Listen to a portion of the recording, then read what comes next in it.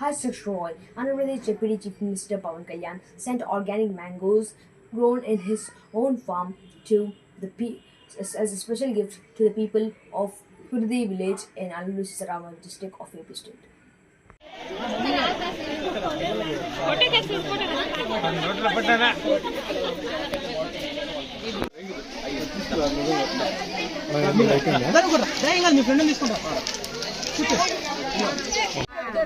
ఈ పదవిలోన మళ్ళా బాబు పెద్ద పదవికి వెళ్ళాలా. నాకేమి ఇచ్చినా ఒకటే, ఏమి ఇవ్వపోయినా ఒకటే. నాకు కొంచెం డెవలప్ చేసినాడు, నాకు నీళ్ళు ఇచ్చినాడు.